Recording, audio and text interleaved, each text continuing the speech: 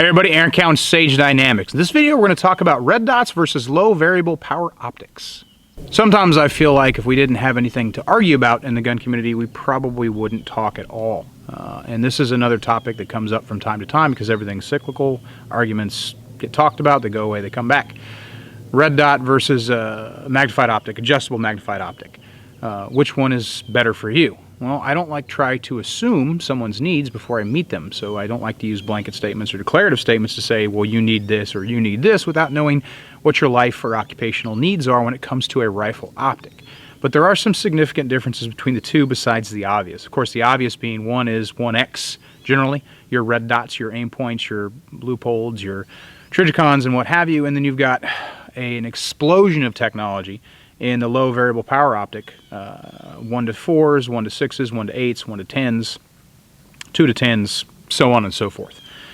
So something that comes up is, well, do you really need a 1 to 8 when you can do the same amount of work with a 1 power? That's true, and it's not. While I'm not really into comparison videos between products, I can compare two different sighting systems, no big deal. I generally like products to stand on their own merits without comparing them to others unless it makes sense. For the purpose of this video, I grabbed a red dot and I grabbed a low variable power magnification optic. I grabbed the Leupold LCO, which I'm currently working through a review on, and I grabbed the Night Force 1 to 8 ATACR, which is my new fave variable magnification optic for general purpose. Obviously, these optics, they're not even close to being the same, so making comparisons between the two is a very apples and oranges situation, but they serve very well to make the comparison and contrasting between what a red dot can get you versus what a 1 to 8 can get you. Going off my personal and my professional experience, as well as my experience teaching people how to shoot rifles and use optics, I will say this right out the gate.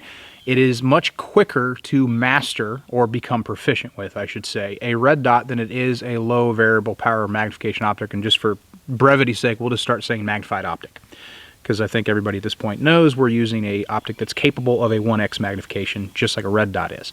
The problem that you run into when it comes to consistency and precision and technique when it comes to a magnified optic is that cheek weld position, that eye box, the eye relief the optic is going to give you. It's not as forgiving as you're going to get from red dot, because red dot's eye relief is functionally infinity, which is something you're not going to get from any magnified optic that I'm aware of, just based on the way the technology currently works. And I don't think that's ever really going to change. It'll just be a totally different optic system at that point. So it's a little bit harder to build the proficiency. Not impossible. In fact, at closer distances, there's virtually no difference in performance, applicability, or consistency between a red dot versus a magnified optic. I know, and again, this is me. I do shoot more than some people do. But even with students that are coming through classes, once they're at a certain skill level, or once I notice a similar proficiency between two students, I don't see a significant to measurable speed difference on performance versus accuracy at distances, reasonable distances, between the red dot to the magnified optic. So with proper practice and proper training and then proper practice, you're going to see virtually no performance differences between a red dot and a high quality magnification optic. It's also true that shooting at benign targets at any reasonable distance with a red dot versus a magnified optic is not going to be any different. The Leupold, the LCO, it's got a 1 MOA dot. Turn it down, get it nice and crisp. And between the two rifles, I didn't notice a significant speed difference, even on a 2 MOA, such as a Aimpoint Comp M5 or a Trigicon MRO. I don't have a considerable difficulty, or don't feel there's a huge difference shooting steel at 300 meters between the two rifle systems once I understand my holds. And at 300 meters, the holds aren't very extreme anyway. 50, 200, 0 versus 100 meter 0, which is, I always use 100 meter 0 on my magnification optics. It's not that I can't hit things. It's not a big deal. I can take a red dot and shoot out to 500 meters and hit steel as long as my gun's properly zeroed and true, and I understand holds if necessary. That's not the issue of contention with me. The issue of contention with me is, can you actually identify what you're shooting at? If I'm shooting a piece of steel, then I'm shooting at a benign target. It has no bearing whatsoever. It's always safe to shoot. I don't have to positively identify it as a good guy or a bad guy. When it comes to real-world applications, depending on your occupation or your needs, that positive identification of your target may become, well, really, really, really important. I set up an example. It's not true real life, again, because you're watching a video. It was filmed with a camera. I used a fixed 50mm lens on a Sony Alpha A7S to film co-witness between the red dot and the variable magnification optic. And I set up one of my three-dimensional tack drop targets, gave him some facial features, gave him a weapon. He's not a human being. He's three-dimensional. His gun's not three-dimensional. He's three-dimensional. Well, technically his gun is three-dimensional, but for all intents and purposes, it's much, much thinner than a real gun, so let's call it 2D. And I set them up at various distances, and I give you, as you're seeing now, the difference. At 10 yards, both optics on 1 power. Of course, the LCO is only capable of 1 power without a magnifier. Same. Once I move them out to 25, I'm still able to get somewhat of a reasonable idea at 1 power. I can still see, okay, that is clearly a gun. Moving back to 50, it gets a little bit more difficult at 1 power. This is where the magnified optics really start to shine, because magnification on the fly is a possibility. It's something that you can do. It's something that's available to you. Once we get out to 100 meters, the red dot, even in these conditions, it was slightly foggy. You can kind of make out the human form. Now, I know he's there because I put him there. Again, we're talking range shooting versus real-world shooting. It might be very, very difficult, even in daylight, overcast conditions, fog, to positively identify him as a threat unless he's giving me very, very clear signs that he's the bad guy, like, I don't know, shooting at me.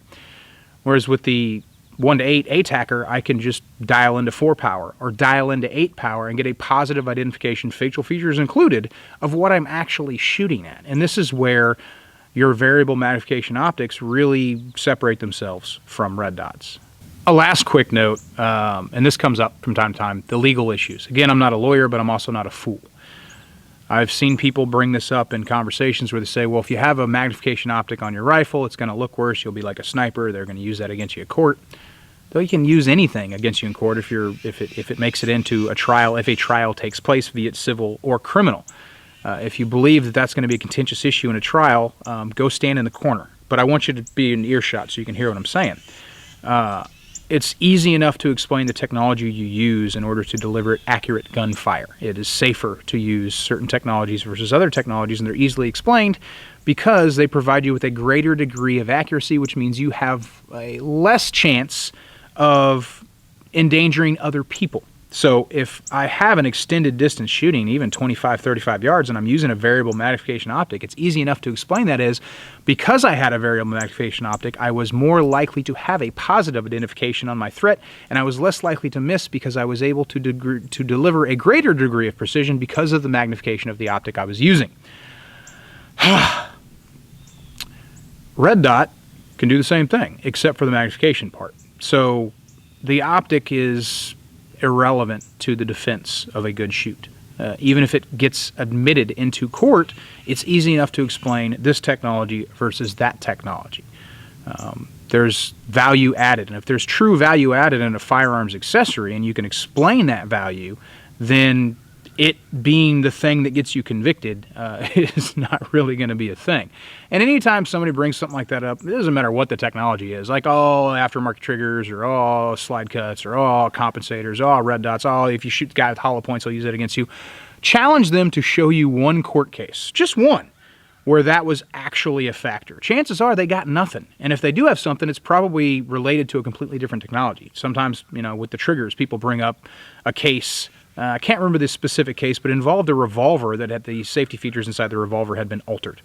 Well, that's the issue. It's not the trigger weight, it's the fact that safety features had been altered or removed. And you can't really do that, and that definitely will get used against you. But if it adds value, it's easy enough to defend. Hopefully you never have to use your rifle in self-defense, and if you do, you've got a lawyer competent enough to defend the features that you chose if they get admitted into court during the civil and or criminal trial. And if your lawyer's not gun savvy, it's incumbent upon you, the client, to make sure that you explain why you chose the features that you did choose.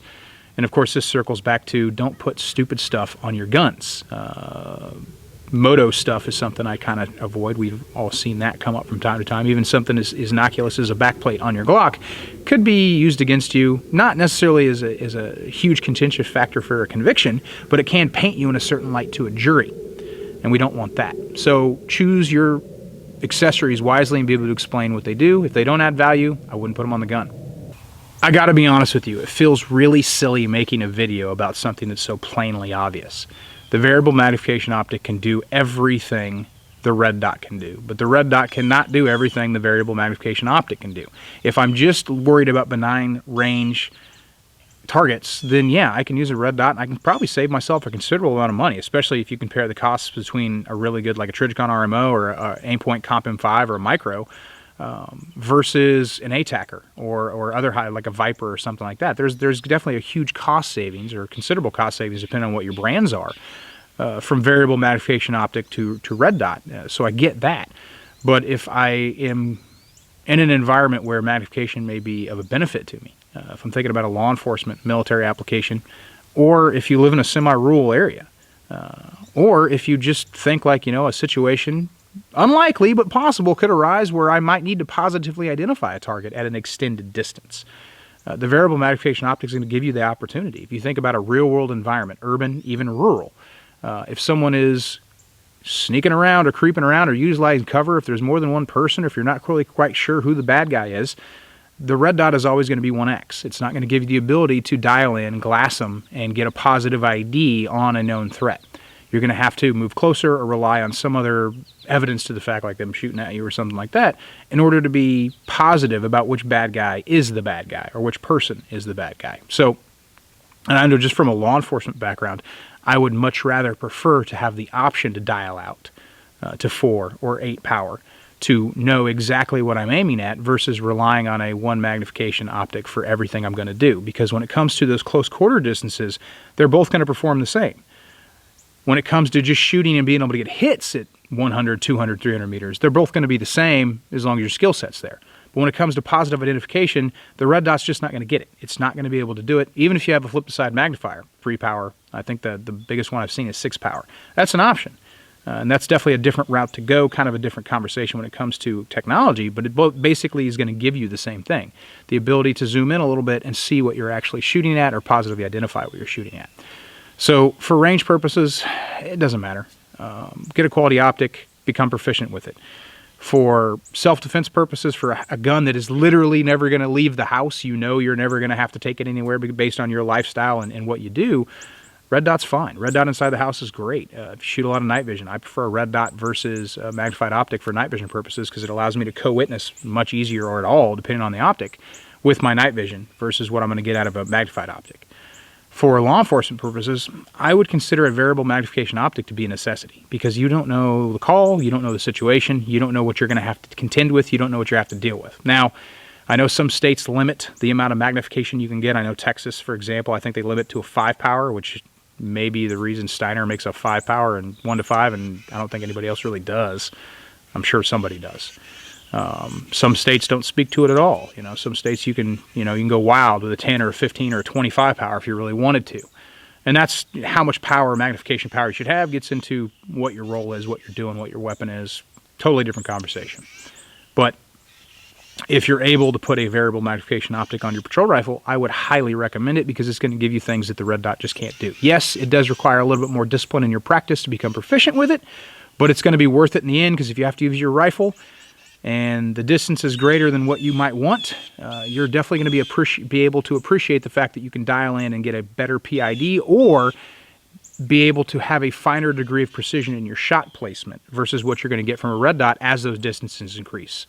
I'm Aaron Cowan with Sage Dynamics. Train accordingly.